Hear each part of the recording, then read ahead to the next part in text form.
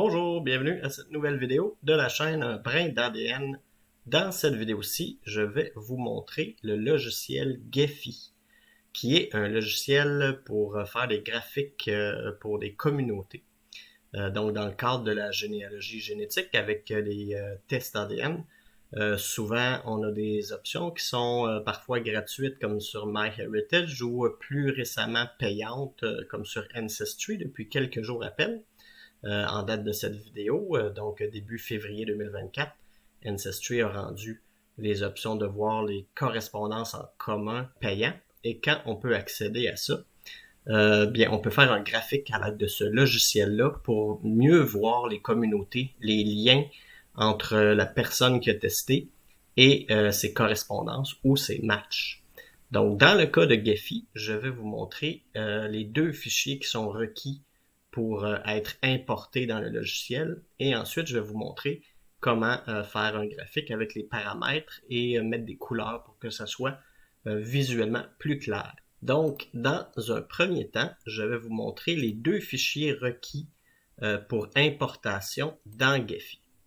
Donc, les deux fichiers sont des fichiers CSV, donc des délimiteurs avec des virgules, des fichiers texte. Moi, j'utilise présentement Google Spreadsheet, mais vous pouvez le faire dans Microsoft Excel ou même dans OpenOffice. L'important, c'est d'avoir un logiciel où on peut générer un fichier avec extension CSV. Le premier fichier est un fichier qu'on va appeler nodes, qui est en fait les individus, le fichier où est-ce qu'il y aura les noms des individus. Les deux seules colonnes qui sont requises par Gephi, c'est la première colonne ID et la colonne Label. C'est deux colonnes que le logiciel Gephi s'attend de recevoir dans le fichier Nodes. Le ID, je recommande fortement de prendre l'identifiant selon le site où vous faites le graphique. Donc, par exemple, si vous êtes sur Ancestry, que vous avez les options de voir les matchs en commun, les correspondances en commun, eh bien, dans l'URL, vous allez voir que si vous cliquez une correspondance, vous allez avoir une espèce de longue chaîne de caractères où est-ce qu'il y a des chiffres, des numéros, des traits d'union. Et cette partie de l'URL-là qui change, c'est l'identifiant de la correspondance. Je recommande de prendre ça. C'est un peu le même principe aussi pour MyHeritage ou 23andMe ou FamilyTreeDNA. Souvent, le match va avoir une espèce de partie dans l'URL qui lui appartient. Mais c'est libre à vous de toute façon. Si vous voulez appliquer un ID numérique de votre goût, là, qui commencerait à 1 et qui monterait 1, 2, 3, 4, 5, ça serait libre à vous. Par contre, vous seriez obligé de tenir dans vos fichiers ces identifiants-là qui seraient vraiment inventés par vous. Ça ferait une gestion un peu plus complexe. Donc, en dépit des longues chaînes de caractères qui peuvent être données, comme ici, c'est écourté, là. Souvent, c'est beaucoup plus long que ça. Moi, c'est juste pour illustrer des tests. Mais normalement, je recommande de prendre les identifiants fournis par les divers sites. Comme ça, on est sûr que si vous devez recommencer le fichier ou peu importe, ou si vous le perdez, les identifiants vont continuer d'être les mêmes en théorie sur ces sites-là. Petite note pour commencer aussi, quand on fait un graphique Gephi, on ne peut pas mélanger les sites web. Donc, vous ne pourriez pas nécessairement avoir un graphique qui comporte l'ensemble de tous vos matchs sur tous les sites si vous avez testé à plus d'un endroit ou si vous avez importé vos résultats à plus d'un endroit. Malheureusement, on ne peut pas avoir un graphique qui connecterait tous les gens ensemble.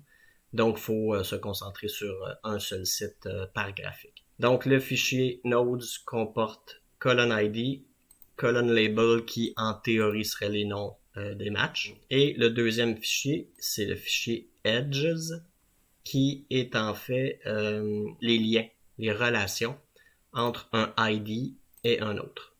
On va commencer par le fichier Nodes. J'ai rajouté moi-même deux petites colonnes dont les titres sont en gris. C'est parce qu'elles sont évidemment facultatives. Les seules qui sont requises, c'est ID et Label.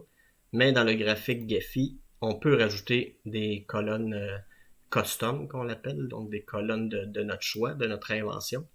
Et moi, j'en rajoute au moins deux. Une qui est évidemment la colonne centimorgane, donc c'est M, où est-ce qu'on met le poids des relations, la distance génétique en fait, entre soi-même, donc la personne pour qui le graphique est fait, et les correspondances, et la colonne ancêtre. La nomenclature que je prends pour ça, c'est pas mon invention à moi.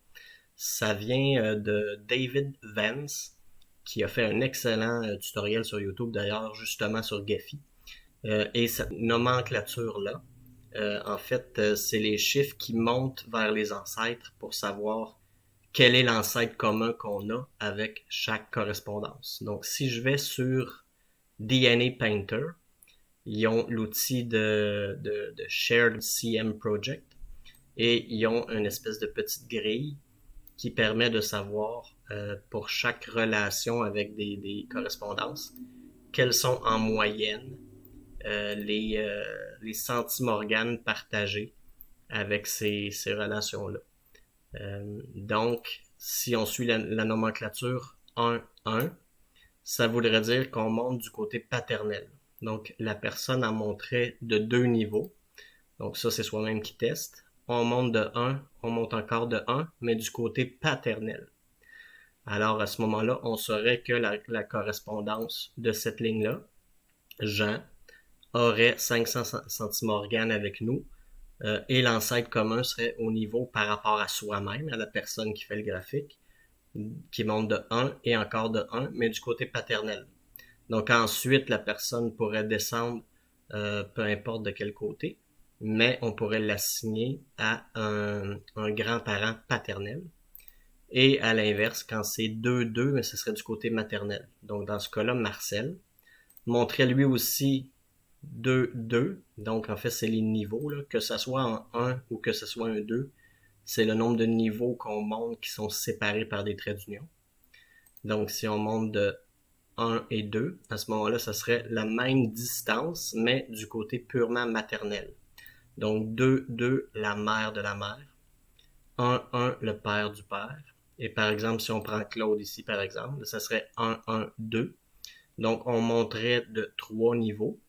Les deux premiers du côté du père, mais le dernier du côté de la mère.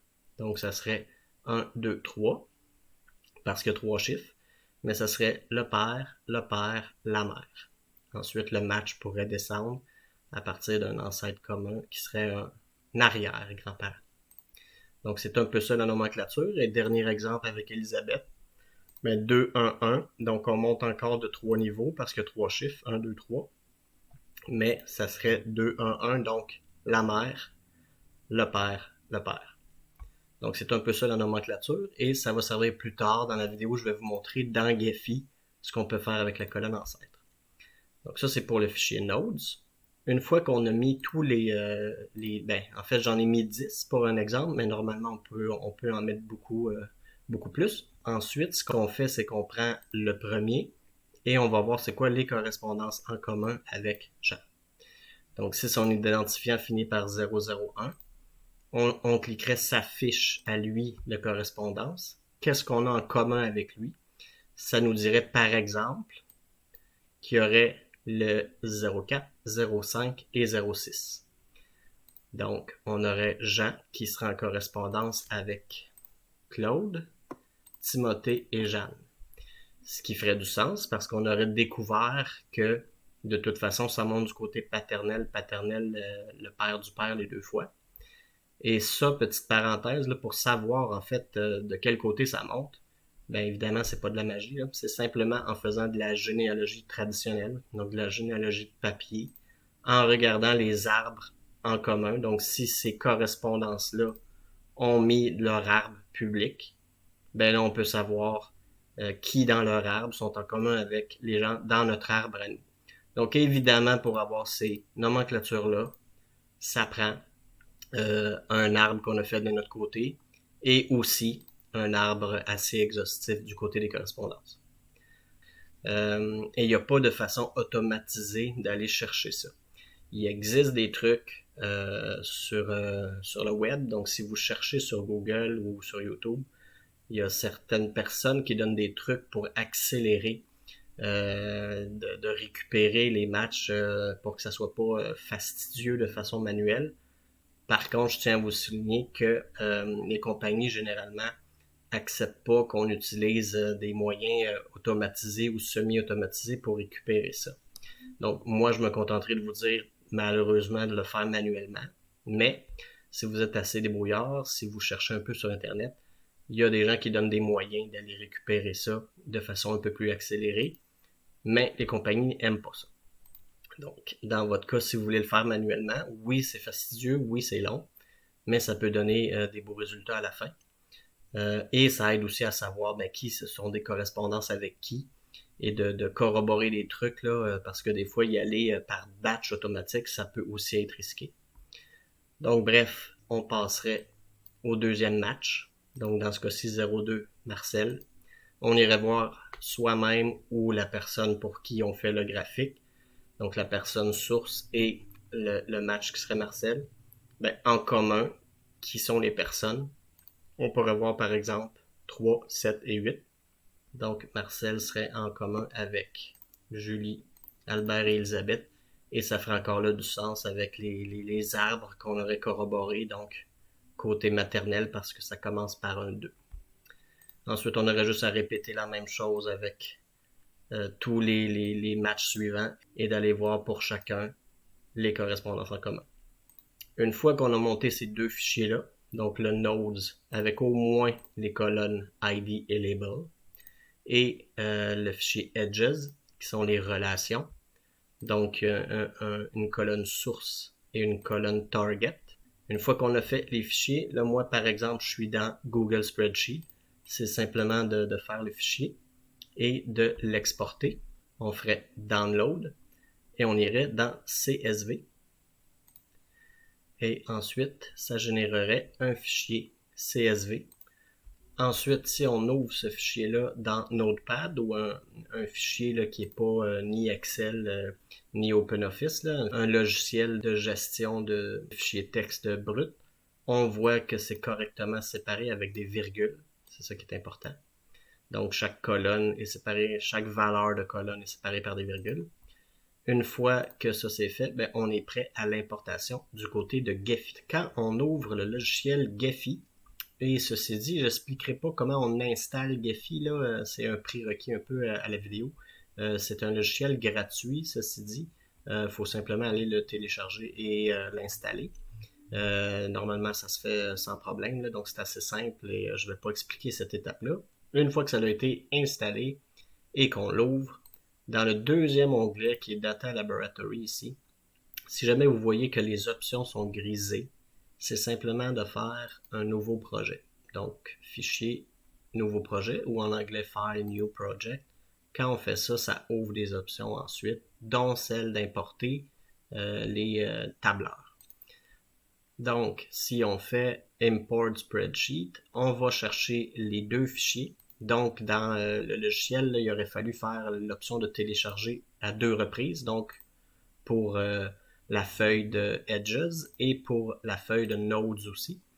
Une fois qu'on a récupéré les deux, on commence par importer les Nodes. Donc, les nœuds, si on veut, ou les matchs avec leur libellé. On commence par celui-là. On fait Open. Il va reclasser les colonnes et les lignes. Donc, il va reconnaître les choses. On fait juste confirmer. Est-ce que c'est correct? Oui, ça ressemble à notre fichier. On fait suivant. On veut importer ces colonnes-là. Et pour les deux colonnes là, qui n'arrivent pas trop à reconnaître, on peut préciser effectivement que les centimorganes sont des chiffres, c'est numérique, et que les ancêtres, ici, c'est trompé, en fait, c'est pas des dates, parce qu'il reconnaît des traits d'union et des chiffres, donc il a cru que c'était des dates, mais nous, on va lui dire non, c'est une chaîne de caractères. En anglais, il appelle ça string. Donc, pour pas qu'il associe ça à des dates parce qu'il a reconnu des chiffres et des traits d'union, on va simplement lui dire que c'est des strings. On fait finish. À ce moment-là, il va dire, OK, j'en ai importé 10, ça a fonctionné. Et c'est ici là, où est-ce que je vous parlais. Là, est-ce que c'est le type de graphique va avoir des relations entre les nodes dirigés ou pas? Nous, on dit mixed parce que ça n'a pas d'importance. Donc ça, c'est important.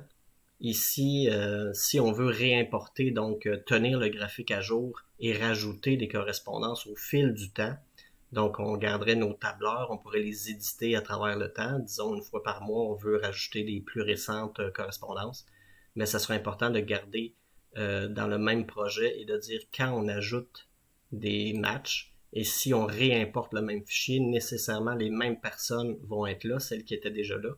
Ben, on pourra dire à ce moment-là, quand tu reconnais des nodes qui existent déjà, qu'est-ce que tu fais? Tu préserves la dernière importation, donc la plus récente. Et ensuite, on dit, on veut pas ça dans un nouvel espace de travail. On veut que tu rajoutes ça à l'espace de travail existant, parce qu'on est dans le même projet toujours. Là, on peut faire OK. Et à ce moment-là, on voit que dans les données, il y a déjà les nodes ici qui sont là. Il va rester à importer. La même chose pour les edges, les relations. C'est le même principe. Il reconnaît le fichier. On fait suivant. Ici, on n'a pas rien à préciser. On laisse le reste par défaut. On fait finish. Il nous dit il a importé un nombre de nodes. Et on peut dire toujours rajoute ça à l'espace de travail existant, n'en fait pas un autre. Toujours la même stratégie de garder la plus récente importation qu'on fait si on veut mettre à jour le graphique au fil du temps. Donc une fois que les deux tables sont là et qu'on ne note pas d'erreur et que tout semble correct, on peut aller dans Overview. Il a placé généralement là, les nodes et les edges de façon un peu aléatoire. Première chose que moi je fais, c'est d'aller ouvrir cette petite option-là ici, qui rouvre la zone du bas. Et c'est ici qu'on peut décider qu'est-ce qui va être affiché, quelle grosseur pour les textes et tout. Donc si on prend global, ben on peut déjà choisir, si on veut pas le fond blanc, on peut déjà choisir qu'on voudrait peut-être plus un fond gris. Et ensuite, on pourrait décider dans les edges de les mettre un peu plus épais. Donc, je ne sais pas si on voit. Là. Si on utilise la roulette de la souris, on voit ici que c'est l'épaisseur des relations ici, là, quand on fait le scale. Et on peut même décider que la couleur va être peut-être un peu plus blanche à la place. Donc, si on choisit que la couleur par défaut est blanche, ça ne s'appliquera pas si cette case-là est cochée. Donc, il faut lui dire que la couleur par défaut est blanc. Et ensuite, ce que cette case-là dit, c'est d'utiliser la couleur des nodes, donc des petits ronds. Si on décoche ça, là, on pourrait avoir une couleur des relations. Ensuite, labels, c'est là qu'on décide est-ce qu'on affiche les libellés sur les nodes. Encore une fois, le size, donc la taille va déterminer la taille des noms. On pourrait décider, par contre, de ne pas utiliser les libellés, mais plutôt si on clique la petite option ici. Donc, pour les libellés, on pourrait dire, on veut pas les noms des gens, on veut les ancêtres. C'est là, à ce moment-là, qu'il irait prendre la fameuse nomenclature là, de David Vance, là, que je me suis inspiré. Donc, parce qu'éventuellement, le graphique devient grand.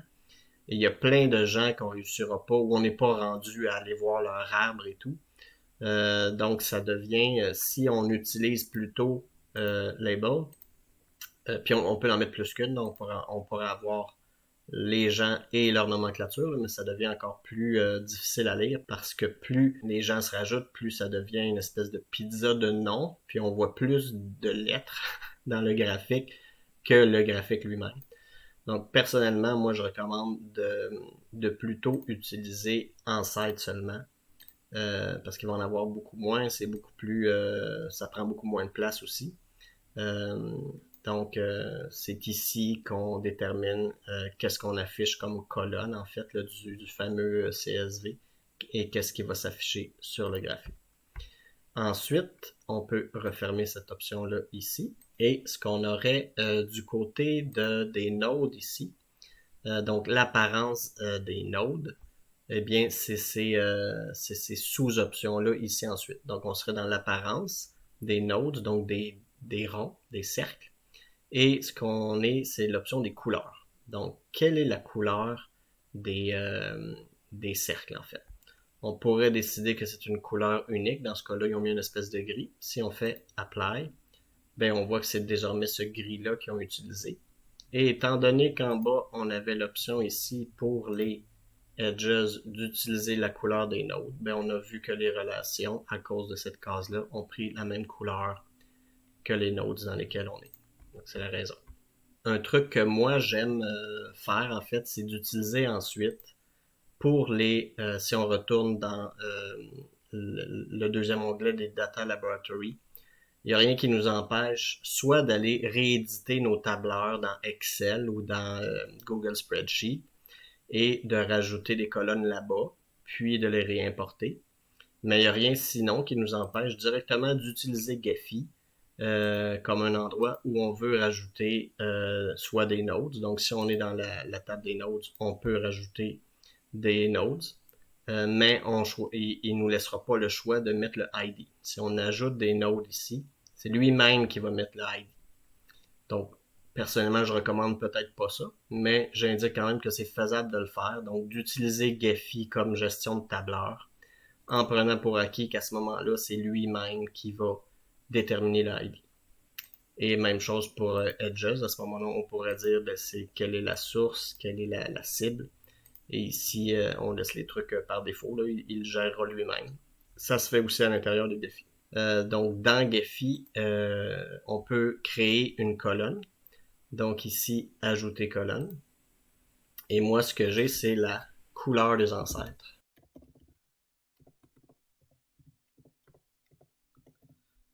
Et j'indique que c'est effectivement une chaîne de caractères donc textuels, donc string. Et il m'ajoute une colonne dans Gephi ici. Et à ce moment-là, j'ai aussi fait une autre vidéo pour suggérer comment attribuer des couleurs à ces ancêtres. Donc à ce moment-là, la couleur paternelle ici, on peut suivre ces couleurs-là pour réutiliser les mêmes. Donc, je suis allé récupérer les codes hexadécimaux des couleurs que moi j'utilise, qui sont en bonne partie les couleurs de pastille de Ancestry. Mais bref, vous pourrez aller voir mon autre vidéo à ce sujet-là. Et en mettant la colonne couleur ancêtre, en affectant une couleur à la nomenclature ici, donc 1 paternel, 2 1 maternel, paternel. On peut aller chercher les couleurs que moi j'avais indiquées ou qui sont les vôtres. L'important c'est de mettre un code hexadécimal. Et en fait ici j'ai appelé ça couleur ancêtre, mais avec un petit plugin qu'on peut installer dans Gephi.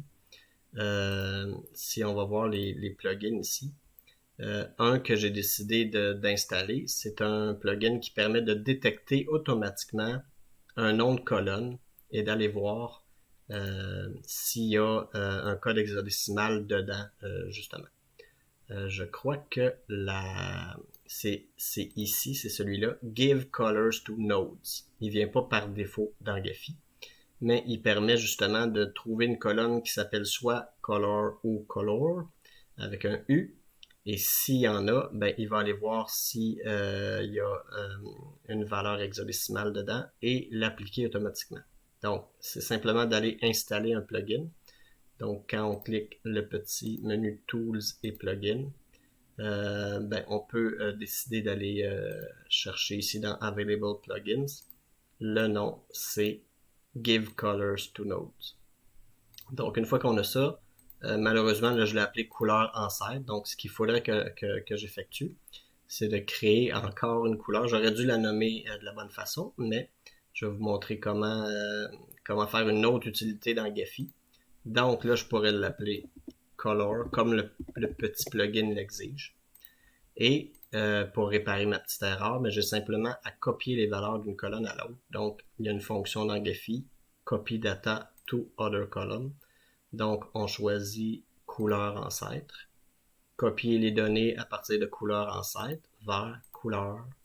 Et à ce moment-là, ben, j'ai corrigé mon erreur. Mais évidemment, j'aurais dû l'appeler couleur de la bonne façon en partant. C'est juste pour montrer une autre fonctionnalité dans Gephi, qu'on peut copier des valeurs aussi. Ça peut être pratique dans d'autres cas de figure. Donc, une fois que j'ai ma colonne couleur avec des codes hexadécimaux, Là, je peux retourner dans l'onglet Overview et c'est ici, le petit plugin, il ajoute cette fonctionnalité-là ici. Donc, si je clique là-dessus, il va essayer de trouver une colonne qui s'appelle couleur et d'attribuer les couleurs. Une des particularités, c'est qu'il faut qu'il y ait une couleur pour chaque ligne du fichier Nodes. Donc, à ce moment-là, effectivement, on n'aurait pas le choix d'en mettre par défaut. Donc, je vais mettre la suite de 6 fois 0 qui est équivalent à noir. Donc, ça, c'est une gestion qu'on pourrait faire dans Excel ou de les mettre par défaut. Le petit plugin exige qu'il y ait une valeur dans chaque ligne. Oui, et petit détail, en fait, ça prend le petit symbole de dièse là, devant la couleur pour qu'il le reconnaisse. Donc, c'est pas juste la série de 6 caractères, c'est aussi le petit dièse en avant. Et on peut retourner à Overview et recliquer ça ici. Il les trouve et là, il assigne les couleurs automatiquement. Ça, c'était pour l'option, on est toujours dans Apparence, dans Nodes et dans les options de couleurs. À ce moment-là, ben, le plugin vient effacer ce qu'il y avait dans ces paramètres-là parce qu'on lui a dit, au lieu d'utiliser les valeurs uniques ici qui est ici, ben, on l'a forcé d'utiliser le plugin à la place. Mais si jamais vous voulez gérer les couleurs d'une autre façon, ça sera dans cette hiérarchie-là des options. Ensuite, ici, ce qu'on a, c'est la taille des nodes, donc des cercles. Et ce que j'utilise personnellement, c'est les fameux CM. Donc, on clique Nodes, ici le petit symbole de taille. On va dans Ranking et on utilise CM. Donc, moi aussi, ce que j'aime faire, c'est de les mettre de 8 à 256 pour avoir une grande échelle de différence. Et d'utiliser Spline ici et de prendre la troisième courbe ici. Je trouve que ça fait des meilleures différences entre les tailles. Donc, je pars de 8 à 256 avec le troisième spline ici comme ça. Là, évidemment, ça rapproche les cercles, mais vous allez voir, on va les distancer correctement par la suite. Ensuite, ben, les options ici de couleur de libellé. Donc, nous, on a décidé en bas ici que les libellés étaient blancs. Donc, on pourrait soit changer la couleur par ici. Donc, les options d'en bas, Labels et la couleur. On peut changer la police de caractère aussi, ceci dit. Mais sinon, on peut passer aussi par apparence, nodes, les libellés des nodes. Et là, on pourrait dire, non, finalement, je le veux comme si c'était gris. Et là, il va changer la couleur des libellés aussi par cet endroit-là. Et ensuite, ben ça, c'est la taille des libellés. Donc, c'est ici qu'on pourrait décider là, que ça serait une taille de 12 ou une taille de 2. C'est ici que ça serait géré. Ensuite, il y a un peu les mêmes options pour les relations, donc les lignes. C'est simplement toujours dans Apparence, mais dans Edges. Il y a aussi la couleur des Edges, la couleur du... Parce qu'on pourrait mettre des libellés pour les relations aussi. Moi, j'en mets pas, mais ça serait géré ici. Une fois qu'on a fait les options de couleur, de taille et tout ça, ben, on choisit le layout, donc l'apparence du graphique. Personnellement, je recommande fortement le Force Atlas 2. Et il y a un tas d'options ici là, qui s'offrent pour ça. Généralement, je les change au fur et à mesure là, que mon graphique grossit. Mais ce que j'aime faire personnellement, c'est d'avoir surtout un scaling en fait plus large que ça. Donc lui, je le grossis d'emblée pour permettre au graphique de prendre plus de place. Ensuite, si on fait Run, on peut voir déjà ce qu'il va faire avec ça. Ils sont déjà trop proches. Donc, on pourrait les mettre encore plus loin en fait. On peut essayer 500. Là, on voit qu'il les disperse encore un peu plus. Donc, on voit que le scaling est peut-être encore un peu trop proche pour eux. Donc, on pourrait même décider d'aller à 1000 ou à 2000, il n'y a pas de problème. Donc, il continuerait d'écarter les nodes. Et si jamais on voulait qu'il n'y ait pas de chevauchement, on descend un peu plus bas et il y a Prevent Overlap. Donc si on clique ça ici et on refait Run, il va encore plus les séparer comme ça. Donc ça, c'est un exemple, évidemment, quand dans les données, on n'a vraiment pas beaucoup de lignes. C'est pas assez de données pour faire un beau graphique, donc il faudrait vraiment ajouter plus que les 10 premiers matchs et leur relation. Là. Mais c'est pour montrer un peu là, comment ça fonctionne. Si je vous montre ce qu'on peut faire avec un graphique avec beaucoup plus, parce que là, présentement, on voit ici qu'on a seulement 10 nodes et il a fait 23 relations en tout. Mais on peut se rendre à plusieurs centaines et c'est là que c'est vraiment plus pertinent selon moi. Donc voici un graphique avec 7754 nodes, donc des petits cercles, et plus de 43 000 relations. Donc évidemment, c'est pas un graphique qu'on fait en une heure, là, c'est la collecte de beaucoup d'informations comme vous voyez. Là, quand je viens d'ouvrir le fichier, il y a certaines choses qui ne conservent pas en mémoire, notamment les tailles ici. Donc ça, c'est une des choses dans Apparence, Nodes, Ranking, sur la petite option des tailles ici.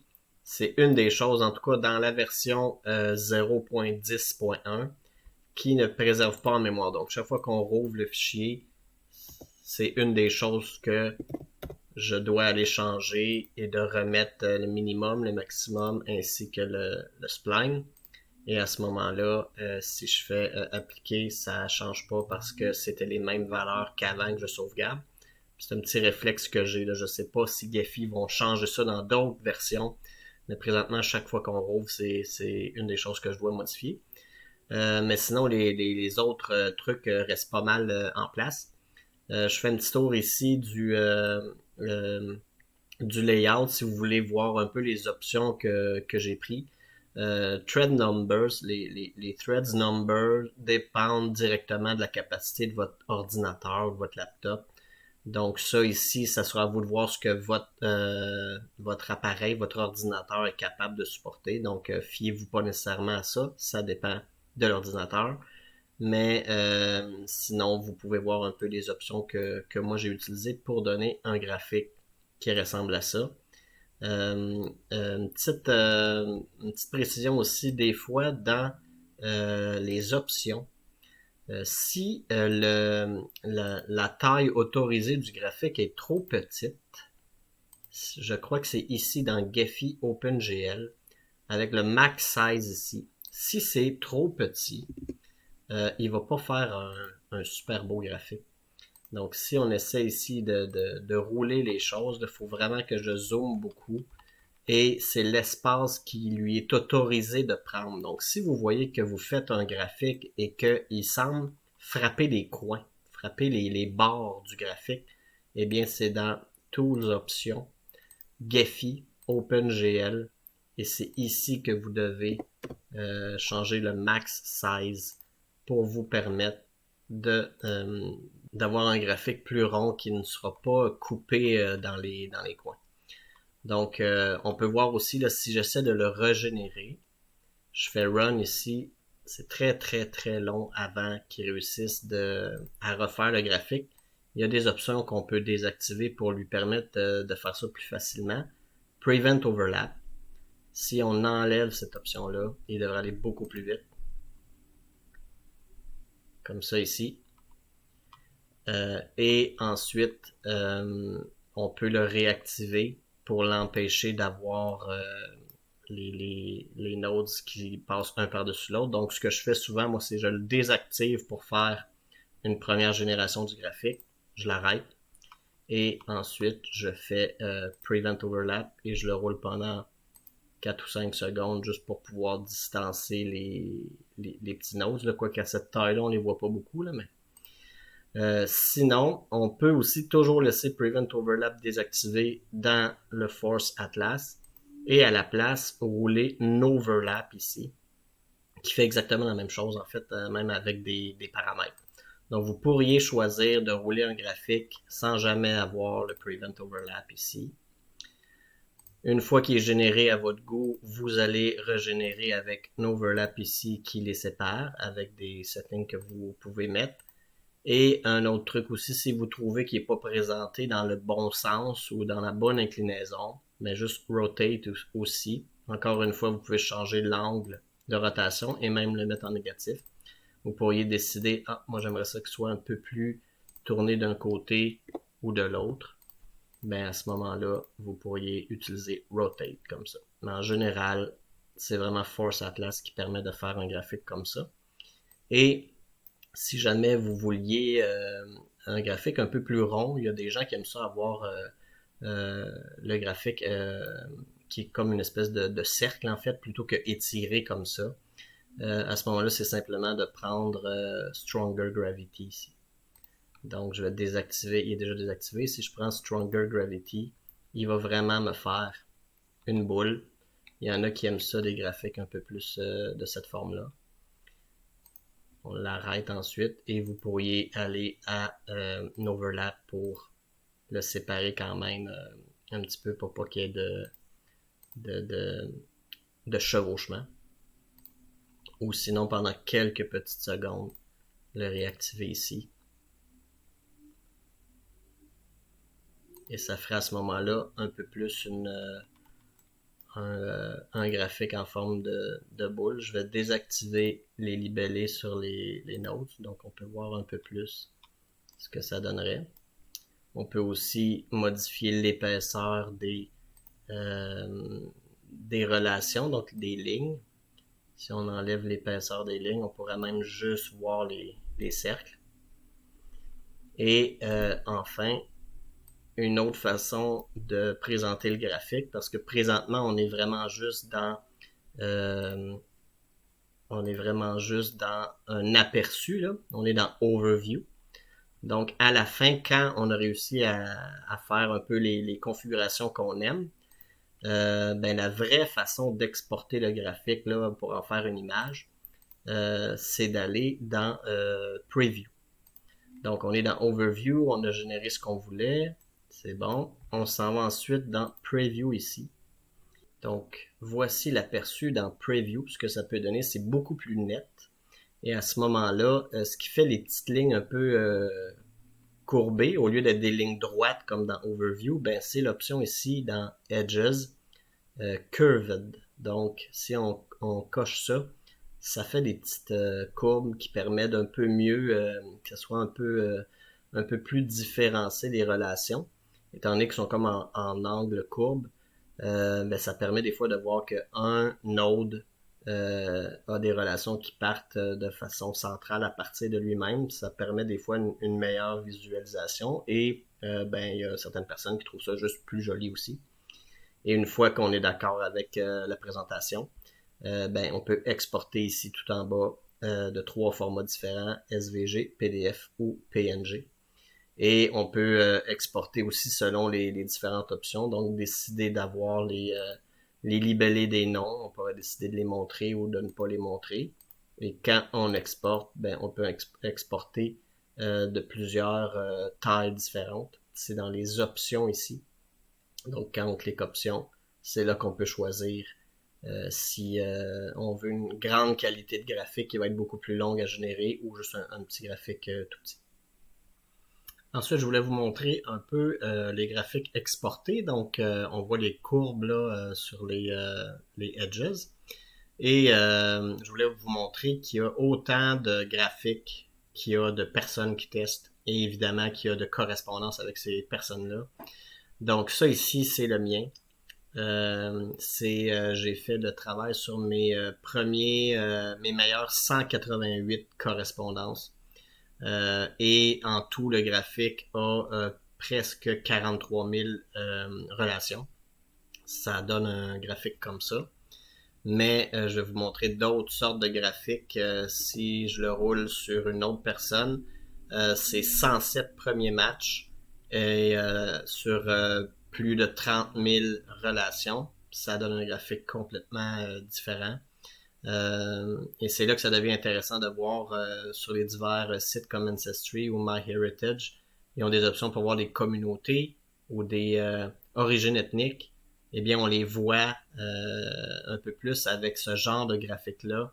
On voit nettement qu'il y a une communauté ici, qu'il y a beaucoup d'endogamie et de gens qui ont testé, en fait.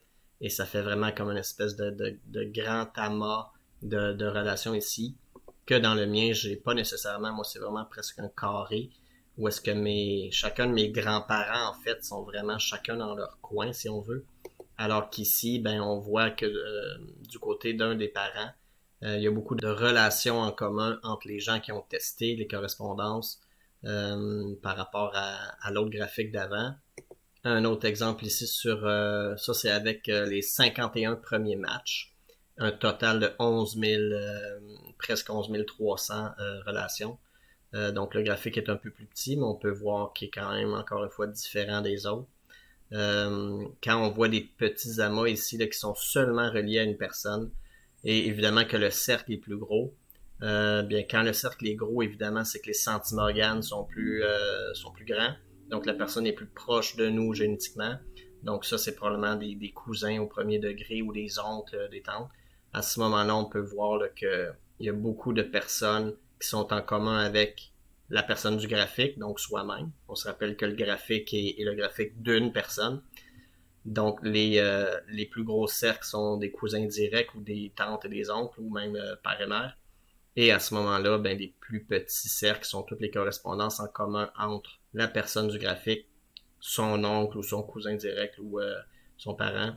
Et à ce moment-là, ben, si on veut que ces amas de personnes-là soient reliés à d'autres personnes, ben, il faudrait vraiment descendre plus bas encore que les 51 premiers matchs. Descendre et se rendre à 100, 200, 300 des premiers matchs. Et évidemment, se rendre à 40 000, 50 000 relations. Et là, progressivement, probablement que ces amas-là seraient reliés à de plus en plus de personnes. Donc c'est pour ça, s'il n'y a pas beaucoup de gens, mais qu'on descend les correspondances en commun très bas pour chacun, souvent, mais la seule relation qu'il va avoir au début, ça va être avec une personne avec qui on correspond beaucoup. Mais plus on va faire la démarche, plus on va descendre sa liste de correspondances, plus les relations vont se développer entre les cercles. Un autre exemple, encore une fois, sur 47 matchs, les 47 matchs de cette personne-là, et un peu moins de 7500 relations, ben, ça donne un autre graphique, encore une fois, totalement différent. Mais on voit que il n'y a pas autant de communautés que la deuxième personne que je vous ai montré. Là. Les relations sont assez dispersées. Donc, c'est pour vous montrer ce que Gephi peut faire et qu'il y a autant de graphiques qu'il y a de personnes qui testent et quelles sont les correspondances de cette personne-là. Ensuite, si j'ouvre l'image dans Photoshop, en fait, c'est pas quelque chose que vous êtes obligé de faire, c'est simplement pour vous montrer à quoi servent les couleurs. De donner des couleurs à certains nodes sur lesquels on a appliqué la nomenclature et attribuer une couleur que je vous ai montré plus tôt. On voit quand même ici assez nettement que le orange, les teintes jaune orangé sont en haut à gauche, couleur mauve en bas à droite et tout. Mais ce que ça représente, ça, c'est littéralement les communautés. Euh, donc, si dans Photoshop, si j'applique des couches par-dessus pour bien identifier quelle est ma génération 2, donc on voit en haut à gauche mon grand-père paternel, en bas à gauche ma grand-mère paternelle, du côté droit en bas mon grand-père maternel et en haut ma grand-mère maternelle. Je dis pas que les grands-parents vont toujours être placés comme ça. Ça se peut que ça soit inversé dans vos graphiques ou complètement différent. Dans le mien, ça donne ça, avec le layout de Force Atlas 2. Mais si j'applique la génération de mes parents, ça serait divisé comme ça. Et si j'applique la génération de leurs parents, ça serait divisé comme ça. Et plus je monte les générations, plus je pourrais finir par isoler d'autres cercles comme ça. Mais on voit nettement, dans mon cas à moi, j'ai été chanceux, on voit que ça fait vraiment 4 pointes d'une espèce de carré. Et si je place tous les petits points qui ont un peu la même couleur, effectivement, ça se regroupe comme ça. Et ça fait littéralement que mes grands-parents appartenaient vraiment à des communautés un peu plus séparées. Et si on continuait, ben on voit ici que le rose clair est toujours du côté aussi de la mère de mon père. Et le côté plus Bourgogne du côté, encore une fois, de la mère de mon père, mais de son côté, du côté paternel de cet ancêtre-là et son côté maternel. Donc, si on continuait plus loin, on verrait que ici, donc génération 4, ben, il y aura encore un cercle qui serait ici, séparé de celui qui est plus rosé, rose fuchsia ferait une communauté, et le Bourgogne ferait aussi une communauté, donc ça continue de pouvoir se séparer de cette façon-là. Donc, j'espère que ça vous a intéressé, j'espère que ça vous a donné l'envie d'aller installer Gephi. Et j'espère surtout que vous n'aurez pas de problème de configuration avec le logiciel et les fichiers. Dites-vous que Gephi a des versions qui sortent, plusieurs versions par année. Donc ça se peut malheureusement que la vidéo devienne désuète, mais en date de début février 2024, ça fonctionnait de cette façon-là. Merci beaucoup pour votre écoute et à la prochaine.